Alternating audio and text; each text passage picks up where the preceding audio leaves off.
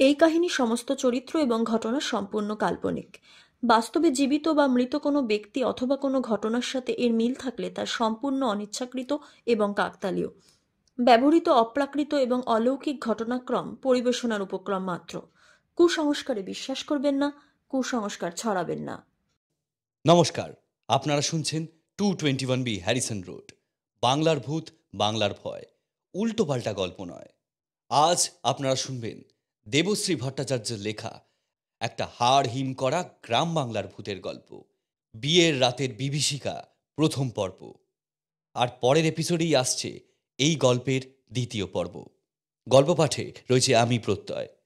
বিভিন্ন চরিত্রে রয়েছে কিংবদন্তি চ্যানেল থেকে সৌরভ রায়, মধুরা, আদিত্য, সুমিতেন্দ্র আর আমি Pratyay. This video is sponsored by the members of 221B Harrison road. তাহলে দেরি না করে শুরু করছি আজকের গল্প, দেবশ্রী ভট্টাচার্যের লেখা বিয়ের রাতের বিভীষিকা প্রথম পর্ব।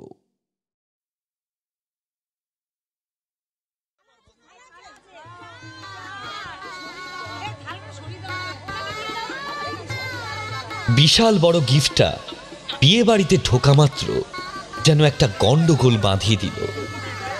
তেমন কিছু ভারী না হলেও লম্বায় চওড়ায় এতটাই জায়গা নেয়, এদিকে যেতে গেলে ওকে ধাক্কা দেয়, তো ওদিকে যেতে গেলে তাকে গোত্তা মারে। কোনো রকমে গিফটটা প্রায় 4 জনের কাঁধে চেপে যখন রিসেপশনের সাজানো প্ল্যাটফর্মে পৌঁছেছে, ততক্ষণে বিয়ে বাড়ির আমন্ত্রিত লোকজনের অর্ধেক তিতি বিরক্তি হয়ে উঠেছে। কিন্তু উপহারটা কে পাঠিয়েছে তার কোনো নাম ঠিকানা নেই। উপহারটা এসেছে অবশ্য কবিতার নামে, মানে আজকের কোণে। ময়ূক আর কবিতার বিয়ে আজকে, নিজেদের বাড়ির সামনের লম্বা মাঠেই রিসেপশন, বাড়িতেই সব আয়োজন বিয়ের। কে পাঠালো এত বড় গিফটটা? তোমার কোনো বিশেষ বন্ধু নাকি? কবিতার কানে কানে বলল ময়ূক। কবিতা নিজের কানটা সরিয়ে লজ্জায় লাল হয়ে বলল, ধ্যাৎ, খালি আজেবাজে কথা। আরে এত বড় গিফটটা কে দিয়েছে সেটা তো দেখতে হবে। যে 4 জন ভদ্রলোক উপহারটা নিয়ে এসেছেন তারাও রীতিমতো ব্যতিব্যস্ত হয়ে উঠেছিলেন। এতক্ষণে উপহারটা যথাস্থানে স্থানান্তরিত করতে পেরে যেন নিশ্চিন্ত হতে পেরেছেন। আপনারা প্লিজ না খেয়ে কিন্তু যাবেন না। হ্যাঁ, না না দাদা, আমাদের স্পেশাল অর্ডার ছিল এটা ঠিক সময় পৌঁছে দেওয়ার। এটা যে ঠিক মতো পৌঁছে দিতে পেরেছি সেটাই অনেক অনেক শুভেচ্ছা। ভালো থাকবেন। 4 জন ভদ্রলোকই একসাথে আপত্তি করে উঠলেন। আচ্ছা, ধন্যবাদ। একে একে আরও অনেক আমন্ত্রিতরা এলেন। তাদের হাতে নানান রকম রং বেরঙের কাগজে মোড়া গিফট প্যাক। কিছু প্যাকেটে তো হাত দিলেই বোঝা যায় তার ভেতরে কি আছে, আবার কিছু প্যাকেট না বোঝা গেলেও খুব একটা অসুবিধা হয় না, ও পরে একসময় খুলে দেখে নিলেই চলবে। কিন্তু ময়ূকের বারবার চোখ চলে যাচ্ছে ওই বিশাল লম্বা চওড়া প্যাকেটটার দিকে। আর শুধু ময়ূক কেন, রিসেপশনের আমন্ত্রিত অন্যান্য লোকজনদেরও চোখে বারবার চলে যাচ্ছে ওই মস্ত মোড়কে মোড়া প্যাকেটটার দিকে। একসময় ময়ূক আর থাকতে পারল না, তড়াক করে বউয়ের স্টেজ থেকে নেমে এসে বলল, এই প্লিজ আপনারা কিছু মনে করবেন না। হ্যাঁ, এই গিফটটা আমাকে একটু দেখতেই হবে, আমি কিছুতেই আর নিজেকে সামলাতে পারছি না। কবিতা, ডোন্ট মাইন্ড। হ্যাঁ, আমি একটু তোমার বয়ফ্রেন্ডের দেওয়া গিফটটা খুলছি। কবিতা হাসতে হাসতে বলল, কি বাচ্চাদের মতো কাণ্ড শুরু করেছে সত্যি। কিন্তু সত্যি এই বিশাল সাইজের গিফটটা এতক্ষণ ধরে সবার নজর এমন ধরে রেখেছে যে ময়ূকের মতো কেউ মুখ ফুটে না বললেও সবাই আসলে দেখতে চায় ওই পেল্লায় বাক্সে কি রয়েছে। ডোন্ট মাইন্ড, আমি কিন্তু খুলছি। হ্যাঁ, এই তোমরা কেউ এসো না প্লিজ, এত বড় জিনিসটা আমি একা ম্যানেজ করতে পারবো না। ময়ূক আবার চিৎকার করে বলে নিজেই এগিয়ে গেল সদ্য আসা গিফটটার দিকে। এদিক ওদিক থেকে আরও কয়েকজন এগিয়ে এলো। সকলে মিলে কয়েক সেকেন্ডের মধ্যে গিফটটার ওপরের ছাল চামড়া সরিয়ে বিরাট বাক্সের ভেতর থেকে আসল বস্তুটাকে বার করে আনল। একটা বিশাল ছবি, একেবারে ওয়াল টু ওয়াল, সুন্দর একটা পাহাড়ের ল্যান্ডস্কেপের ছবি। বরফ আর বরফ, একেবারে সাদা, গাঢ় নীল আকাশ, আর নিচে বরফ। দেখলেই যেন মনটা কেমন উদাস হয়ে যায়। এখানে যদি একখানা ঘর বানিয়ে থাকা যেত। আরে বাস, দারুণ তো! এটা তো আমি বেডরুমে দেওয়ালে লাগাবো। একদম খাটের পেছনের দেওয়ালটায় দারুণ মানাবে এটা। এই প্লিজ হেল্প করো না কেউ একটা। ময়ূখ বরাবরই এরকম ছটপটে, কিছু একটা মাথায় ঢুকলেই হলো। ছবিটা একেবারে মাথায় করে নিয়ে ছুটে বেড়াতে লাগলো সে। এক্ষুনি ওটা শোয়ার ঘরের দেওয়ালে টাঙাতে হবে। কবিতা ওর কাণ্ড দেখে খিলখিল করে হেসে উঠল। কিন্তু হঠাৎ কেমন যেন মুখটা গম্ভীর হয়ে উঠল কবিতার। বড্ড শীত করছে, এখন গরমকাল। মাঝে মাঝে একটা ঠান্ডা হাওয়া দিচ্ছিল, তবুও কলকাতার গরম কি আর তাতে কমে? গরমে খোলা জায়গায় ফুরফুরে হাওয়ায় সবাই মিলে আনন্দ করবে বলেই তো এই মাঠে রিসেপশনের আয়োজন করেছিল ময়ূক। কবিতাও রাজি ছিল। এতক্ষণ তো সব ঠিকঠাক ছিল, কিন্তু হঠাৎ যে কি হলো! বড্ড শীত করছে কবিতার। ওর কি জ্বর আসছে? তাই বা কি করে হয়? কোনো কারণ ছাড়া এমন হঠাৎ করে জ্বর কি করে আসতে পারে? ইস, সত্যি যদি জ্বর আসে খুব বাজে ব্যাপার হবে। আর একটু পরেই ফুলশয্যা। ময়ূখ কি ভাববে? একটা নতুন জীবন শুরুর আগেই এ কি অলক্ষণে কাণ্ড! নিজের ওপরেই ভীষণ রাগ হচ্ছে কবিতার। ময়ূকের এদিকে কোনো হুঁশই নেই। সে ওই বিশাল ছবিটা প্রায় মাথায় তুলে মাঠের এদিকে ওদিকে ছুটে বেড়াচ্ছে। এদিকে কবিতার মনে হচ্ছে সে যেন ঠান্ডায় জমে যাচ্ছে, হাত পা অবশ হয়ে যাচ্ছে, দাঁড়াতে পারছে না। কোনো মতে প্রায় নিজেকে ঠেলতে ঠেলতে কবিতা বসে পড়ল একেবারে ময়ূর সিংহাসনের মতো সাজানো চেয়ারটায়। ওদিকে ময়ূক বোধহয় একজন দুজনকে পেয়েছে যারা ছবিটা টাঙাতে সাহায্য করবে। ওদিকে বেডরুম সাজানোর কাজ প্রায় শেষের পথে। তার মধ্যেই ময়ূক প্রায় হাড়েরেড়ে করে ছবি নিয়ে হাজির হলো। কবিতা ওই সিংহাসনের মতো চেয়ারটায় বসে রীতিমতো ঠকঠক করে কাঁপছিল। ময়ূক চলে যেতেই মনে হলো সেই হাড় কাঁপানো ঠান্ডাটা আর নেই। একটু একটু করে সব স্বাভাবিক হয়ে যাচ্ছে। কবিতা একটা শান্তির শ্বাস ফেলল। যাক, তাহলে জ্বর টর কিছু নয়, এমনই হয়তো সাময়িক কিছু একটা হচ্ছিল। এখন আবার সব ঠিক আছে আগের মতো। কি হলো বৌদি, সব ঠিক আছে তো? ময়ূকের ছোট ভাই হরিত সকাল থেকেই বৌদির একটু এক্সট্রা কেয়ার রাখছিল। সে প্রায় লাফাতে লাফাতে এসে হাজির। কবিতা তাড়াতাড়ি নিজেকে একটু সামলে নিয়ে ঠিক হয়ে বসল। হরিত এরকম করে বলল কেন? তাহলে কি ওকে দেখে কিছু বোঝা যাচ্ছে? কবিতা তাড়াতাড়ি একটু চুল টুল ঠিক করে নিয়ে বলল, না না, আমি একদম ঠিক আছি, একদম ফাইন। গুড, তাহলে এখানে একা একা বসে কি করবে? চলো না তোমাদের ঘরে যাই। দাদা তো ওখানে ছবিটা টাঙাচ্ছে। চলো না বৌদি, দারুণ মজা হবে। আর কে পাঠালো বলো তো এত সুন্দর গিফটটা? বুঝতে পারছি না, কে জানে। অনেককেই তো ফোনে ইনভাইট করা হয়েছিল, তাদেরই কেউ হবে হয়তো। নিশ্চয়ই আজকালের মধ্যে ফোন করবে। তখন এমন ঠান্ডা লাগছিল যে কবিতা আর ওই ব্যাপারে কিছু ভাবতে পারেনি। এখন হরিত কথাটা বলতে চিন্তাটা আবার ফিরে এলো তার।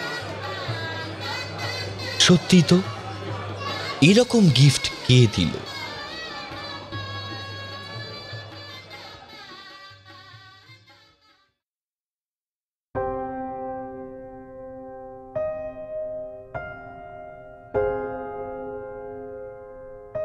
প্রায় 1 বছর পর কবিতা নিজের জীবনটাকে আবার নতুন করে শুরু করতে চলেছে।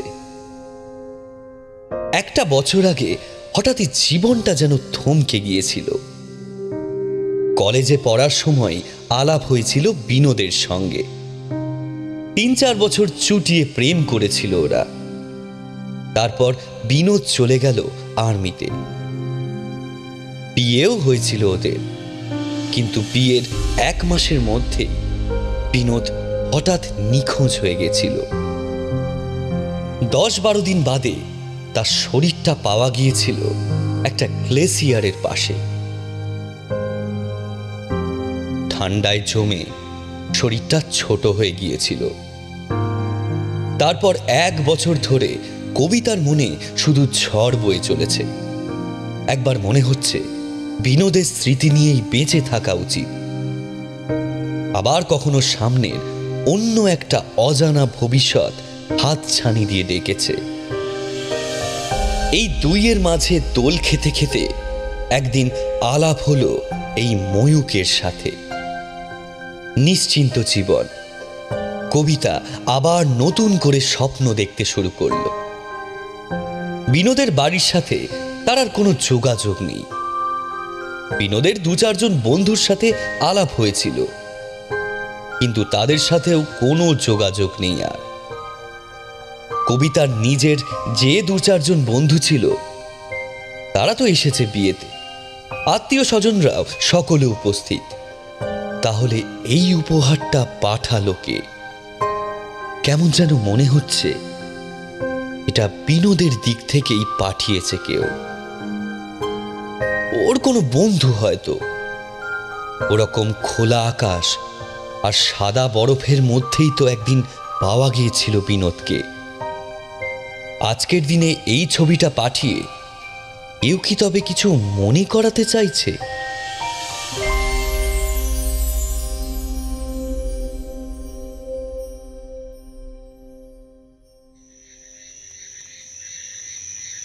বিয়ে বাড়ি সারা হতে হতে বেশ রাত হয়ে গেল। আত্মীয় স্বজন বন্ধু বান্ধবেরা বর বউকে নিয়ে এসেছে বাড়িতে, তবে তাদের চেয়ে তাদের ঘরের দিকেই সকলের নজর বেশি। বলা ভালো ঘরের সেই পেইন্টিংটার দিকে। কি হলো বৌদি, যাবে নাকি? হ্যাঁ চলো। বেডরুমে ততক্ষণে হুলুস্থুল পড়ে গেছে। কি অসাধারণ, তাই না? এটা নিঘাত সুইজারল্যান্ডের ছবি।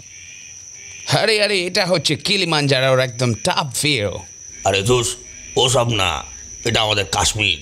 বরফগুলোর মধ্যে একটা ভারত ভারত ব্যাপার আছে, কিন্তু গুলমার্গ নয়তো সোনমার্গ হবে। ময়ূকের বন্ধুদের মধ্যে বেশ একটা তর্কাতর্কি চলছে। কবিতা ঘরে ঢুকেই দেখল বিছানার পিছনে মাথার দিকে দেওয়াল জোড়া ছবিটা। নীল আকাশ আর তার তলায় সাদা বরফ। অদ্ভুত ব্যাপার। আবার যেন মনে হচ্ছে সেই কনকনে ঠান্ডা হাওয়াটা কোথা দিয়ে ঢুকে পড়েছে ঘরের মধ্যে। বেডরুমের পাশেই বারান্দা। বারান্দার দিকের দরজাটা খোলা। ওদিক থেকেই বোধহয় কনকনে ঠান্ডা হাওয়াটা আসছে। কবিতা প্রায় কাঁপতে কাঁপতে বলল, সিয়াচেন। কবিতার গলাটা এমন অদ্ভুত শোনালো যে সবাই চমকে উঠল। ময়ূকের বন্ধুরা হৈ হৈ করে উঠল। আরে কি হলো তোমার? অনেক চেষ্টা করেছিল কবিতা, দাঁতে দাঁত চেপে সহ্য করেছিল অনেকক্ষণ, কিন্তু আর নিজেকে সামলাতে পারছে না। কোনো মতে ময়ূককে ধাক্কা দিয়ে জাগালো। ময়ূকের অবস্থা দেখে রীতিমতো অবাক। কবিতা যেন ক্রমশ কুঁকড়ে যাচ্ছে। বড্ড শীত করছে, বড্ড শীত করছে। ময়ূক তাড়াতাড়ি এসি রিমোটটা খুঁজল। কবিতা সেটা আগেই অফ করে দিয়েছে। ময়ূক নিজের কপালে হাত দিয়ে দেখল বেশ বিন্দু বিন্দু ঘাম জমে গেছে। এসি চলছিল বলে বারান্দার দিকের দরজাটাও বন্ধ। তাহলে কবিতার এত ঠান্ডা লাগছে কি করে? এই ঘরটা সবে মাত্র সাজানো হয়েছে। একটা ওয়ার্ড্রব আছে বটে, কিন্তু সেখানে সেরকম কিছু নেই। আর তাছাড়াও গরমকাল বলে লেপ কম্বলের ব্যবস্থাও হাতের কাছে নেই। এরকম পরিস্থিতিতে ময়ূক ভীষণ দিশেহারা হয়ে পড়ল। কি করব, হঠাৎ শীত করছে কেন? জ্বর আসছে নাকি? দেখি। ছবিটা সরাও। কি? ওই ছবিটা সরাও। কবিতা ঠক ঠক করে কাঁপছে, বেশি কথাও বলতে পারছে না, শুধু বারবার ছবিটার দিকে হাত দেখাচ্ছে আর বলছে, ছবিটা সরিয়ে দাও। ময়ূক হাঁ করে তাকিয়ে রইল ছবিটার দিকে। ছবিটা আবার কি দোষ করলো? কবিতা যেন আর কথাই বলতে পারছে না, শুধু হাত দিয়ে ছবিটা দেখাচ্ছে আর বিড়বিড় করে কি যেন বলছে। শুধু ঠোঁট দুটো কাঁপছে, কিছু শোনা যাচ্ছে না। ময়ূক খানিকক্ষণ দিশেহারার মতো এদিক ওদিক করে দরজার দিকে তাকালো। এক্ষুনি কবিতাকে এই ঘর থেকে বার করে নিয়ে যেতে হবে, এছাড়া আর কোনো রাস্তা মাথায় এলো না ময়ূকে। চলো কোনো মতে কবিতাকে পাঁজা কোলা করে তুলে ময়ূক বাইরে নিয়ে এলো। এই তো মনে হচ্ছে কবিতা একটু একটু করে ঠিক হচ্ছে। মুখের ফ্যাকাশে ভাবটা চলে যাচ্ছে আস্তে আস্তে, নিঃশ্বাসও ঠিক মতো পড়ছে। তবে একটা শূন্য দৃষ্টি নিয়ে তাকিয়ে আছে বেডরুমের দিকে। ফুলশয্যার দিন স্বামী স্ত্রীর বাইরে আসাটা ঠিক নয়, তাই না? আরে এই বাড়িতে কোনো বুড়ি পিসিমা নেই, আর দজ্জাল শাশুড়িও নেই। আমার মা এইসব ব্যাপারে খুব লিবারাল। তোমাকে ওসব নিয়ে ভাবতে হবে না। এখন তোমার ঠিক কি হয়েছে একটু বলবে আমাকে? কবিতা এবার আস্তে আস্তে উঠে বসলো। আমি যা বলবো তুমি বিশ্বাস করবে? অফকোর্স, কেন করব না? ওই ছবিটা দেখলেই না আমার শীত করছে, প্রচণ্ড শীত করছে। কিছুতেই নিজেকে সামলাতে পারছি না। ময়ূক একটু চুপ করে রইল।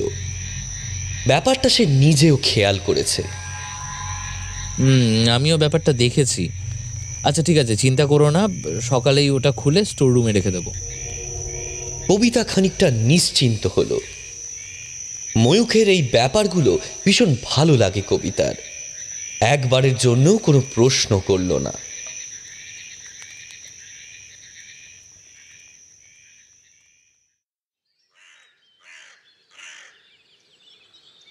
তবে ময়ূক প্রশ্ন না করলেও প্রশ্ন করার তো আর লোকের অভাব নেই। সকাল হতে না হতেই ময়ূক গম্ভীর মুখে ছবিটা খোলার তোড়জোড় করতেই হরিৎ তাকে একেবারে প্রশ্নে প্রশ্নে জেরবার করে তুলল। কিরে দাদা, কি হলো?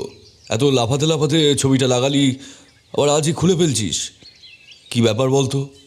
আরে না না, কিছু না, তখন বুঝিনি।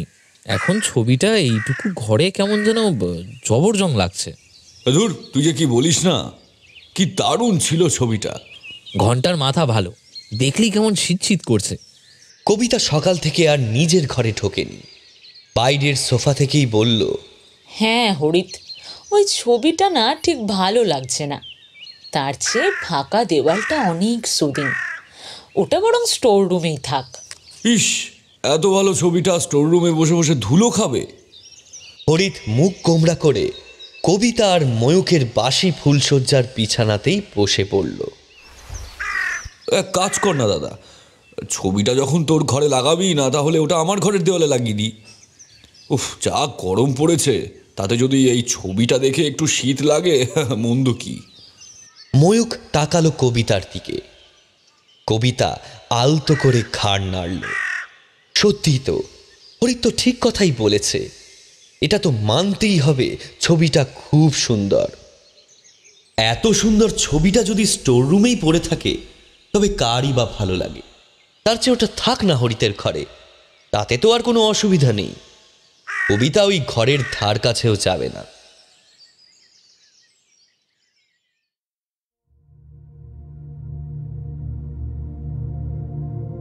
তিন চার দিন কেটে গেছে।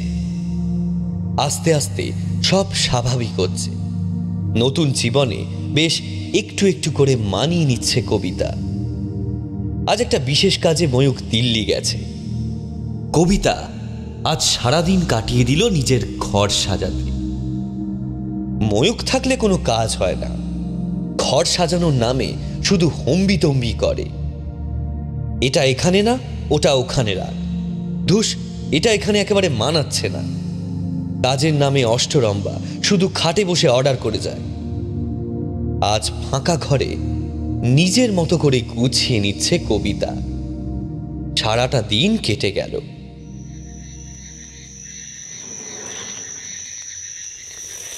সন্ধ্যার দিকে বারান্দায় এক কাপ কফি হাতে নিজের ঘরটার দিকে তাকিয়ে নিজেই অবাক হয়ে গেল কবিতা।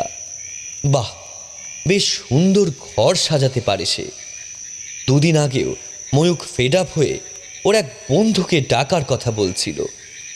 আজ রাতের দিকে একবার ভিডিও কল করে দেখাবে কবিতা। এর চেয়ে ভালো আর কেউ পারবে নাকি ঘর সাজাতে। সন্ধ্যা নেমেছে, ময়ূকের বাবা নেই। মা এই সন্ধ্যার দিকে বাইরে যান। সামনের মাঠে সমবয়সী বন্ধুদের সাথে একটা বেশ সন্ধ্যা আড্ডা চলে কয়েক ঘন্টা। হরিত কলেজ থেকে ফিরে এসেছে বোধহয়, যেন গেট খোলার শব্দ কানে এসেছিল একবার। কফিতে আরেকবার চুমুক দিল কবিতা। আর ঠিক তখনই মনে হলো একটা ঠান্ডা কনকনে হাওয়া কোথা থেকে যেন এসে ঝাপটা মেরে গেল কবিতার চোখে মুখে। মাথা থেকে পা শিরশির করে উঠল। দরজায় একটা হালকা নক করার আওয়াজ। দরজা তো বন্ধ নেই, শুধু ভেজানো আছে। বোধহয় হরিত এসেছে। কবিতা উঠে দাঁড়াতে গেল, হঠাৎ মনে হলো যেন ওর পা দুটো অবশ হয়ে গেছে। দরজাটা খুলে গেল। হরিত দাঁড়িয়ে আছে দরজার ফ্রেম জুড়ে, কিন্তু কেমন যেন ওকে অদ্ভুত লাগছে। মাথাটা নিচু করে যেন প্রায় বুক অবধি লাগিয়ে আছে। দরজাটা এক হাত দিয়ে এমন করে ধরে আছে যেন ছাড়লেই সপাটে আছাড় খাবে। কবিতা ভয় পেয়ে গেল। কি হলো হরিত, তোমাকে এরকম লাগছে কেন? শরীর খারাপ লাগছে নাকি? কবিতার আবার শীত করতে শুরু করেছে, কিন্তু এখানে তো আর ছবিটা নেই। তাহলে অত শীত করছে কেন? আর হরিতকেই বা এরকম লাগছে কেন?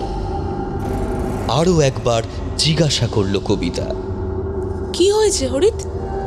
শরীর টরীর খারাপ লাগছে নাকি তোমার? হরিত মুখে কিছু বলল না, শুধু ঘাড় নেড়ে না বলল। ঘাড় নাড়ানোটাও কেমন যেন অদ্ভুত, যেন স্প্রিংয়ের দম দেওয়া পুতুল ঘাড় নাড়ছে। কি হলো আজ হরিতের? নেশা টেশা করেছে নাকি? কবিতা অবাক হয়ে তাকিয়ে রইল হরিতের দিকে। ঘরে একটা হালকা আলো জ্বলছিল। হঠাৎ মনে হলো আলোটা কাঁপতে শুরু করেছে। কবিতা আবার দাঁড়াতে চেষ্টা করলো, কিন্তু পা দুটো যেন একদম ঠান্ডা হয়ে জমে গেছে।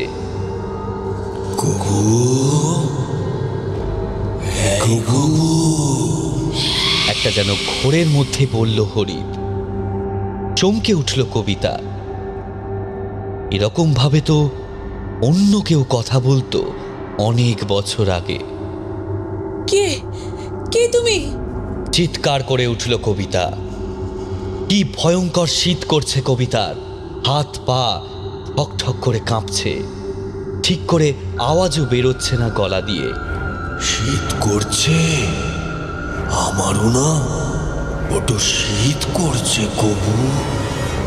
কি ভীষণ হাওয়া এখানে, আর পাচ্ছি না, জমে যাচ্ছি, জমে বরফ হয়ে যাচ্ছি। হরিত যেন রীতিমতো কুঁকড়ে যেতে লাগলো। আর তারপর মনে হলো ঘরের ভেতর একটা ঝড় শুরু হলো। শনশন করে হাওয়া চলছে, ছিটকে পড়ছে আসবাবপত্র। কবিতা সারাদিন ধরে যে ঘরটা এত যত্ন করে গুছিয়েছিল সেটা একেবারে লণ্ডভণ্ড হয়ে গেল। এমনকি বিছানার চাদর, গদি সব কিছু উল্টে পাল্টে একেবারে তছনছ। কবিতার চিৎকার করতে ইচ্ছে করছে, কিন্তু কিছুতেই চেঁচাতে পারল না। মনে হচ্ছে যেন গলা ধরে আসছে তার। বড্ড ঠান্ডা এখানে গো, এখান থেকে নিয়ে যাও আমাকে, প্লিজ নিয়ে যাও। হরিৎ যত ঠান্ডায় কাঁপতে কাঁপতে কুঁকড়ে যাচ্ছে, কবিতাও যেন তত ঠান্ডায় জমে যাচ্ছে।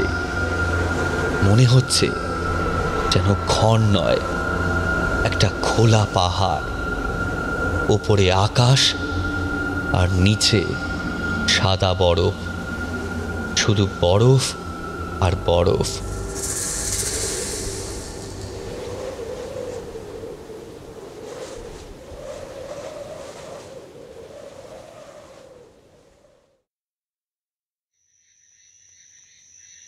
কবিতা, কবিতা, কি কি হয়েছে তোমার? কি গো? আস্তে আস্তে চোখ খুলল কবিতা। সারা ঘরটা একেবারে নোংরা জাতা হয়ে আছে। দেওয়ালে টাঙানো ছবি উল্টে আছে। ফুলদানির ফুল টেবিলের ওপর মুখ থুবড়ে পড়ে আছে। লাফিং বুদ্ধ মাটিতে হাসতে হাসতে গড়াগড়ি খাচ্ছে। ময়ূক কবিতাকে ডাকছে। ফ্যাল ফ্যাল করে চেয়ে রইল কবিতা ময়ূকের মুখের দিকে। কিছুই যেন সে মনে করতে পারছে না। ঘরটা গুছিয়ে সে কফি খাচ্ছিল বারান্দায় বসে। তারপর হঠাৎ কি যেন হয়ে গেল। কবিতা ফ্যাল ফ্যাল করে একবার ঘরের দিকে তাকায়, একবার ময়ূকের মুখের দিকে তাকায়। এটা কি হলো কবিতা? তুমি যে বললে ঘর গোছাবে, এটা কি কাণ্ড করেছো? যাও বা ঘরটা গোছানো ছিল সেটারও 12টা বাজিয়ে দিলে তো। বুঝেছি, কিছু বোধহয় ঠিক মন মতো হয়নি, তাই রেগে গিয়ে সবটা গুবলেট পাকিয়ে দিয়ে ঘুমিয়ে পড়েছো। কতক্ষণ ধরে ডাকছি তাও কোনো তাপ উত্তাপ নেই তো। আমি আমি করিনি, বিশ্বাস করো। আমি খুব সুন্দর করে গুছিয়েছিলাম। তারপর সুন্দর করে? এটা সুন্দর করে? এই প্লিজ এরকম বলো না। আমি এর চেয়ে অনেক সুন্দর করে সাজিয়েছিলাম। ও বুঝেছি, তার মানে তুমি ঘুমিয়ে পড়েছো, তারপর স্বপ্ন দেখেছো, আর সেই স্বপ্নে বসে বসে ইচ্ছে মতো ঘর সাজিয়েছো। কবিতা এখন কি করে বোঝায় সে সত্যি খুব সুন্দর করে সাজিয়েছিল ঘরটাকে, কিন্তু হরিৎ এসে পুরো বিগড়ে দিয়ে গেছে সবকিছু। হরিৎই তো নাকি ওটা অন্য কেউ ছিল? বিনোদ ছাড়া তো কেউ ওকে কবু বা কবুতর বলে ডাকতো না। আর এই কথা তো হরিতের জানার কথা নয়। বিনোদের কথা কিছু কিছু সে অবশ্য বলেছিল ময়ূককে, কিন্তু এত বিস্তারিতভাবে তো কোনোদিন বলেনি। ময়ূকের থেকে হরিৎ যদি কিছু জেনেও থাকে, তাহলে তো এসব কথা কিছু জানার কথা নয়। ওই কি ভাবছো? কবিতাকে ধাক্কা দিয়ে জিজ্ঞাসা করলো ময়ূক। না, কিছু না। তুমি বাইরে হলে গিয়ে বসো, আমি ঘরটা গুছিয়ে নিচ্ছি। তুমি একা কেন? চলো, আমিও হেল্প করছি। আমি পারবো, যাও না তুমি হলে, আমি ঠিক পারবো। কবিতা এক প্রকার প্রায় ধাক্কা মেরে বের করে দিল ময়ূককে। একটু সময় নিজের সাথে কথা বলা দরকার। একবার ভেবেও ছিল হরিতের ব্যাপারটা ময়ূককে বলে দেবে, কিন্তু সেটা বোধহয় ঠিক হবে না। আগে সে নিজেই হরিতের সঙ্গে কথা বলবে।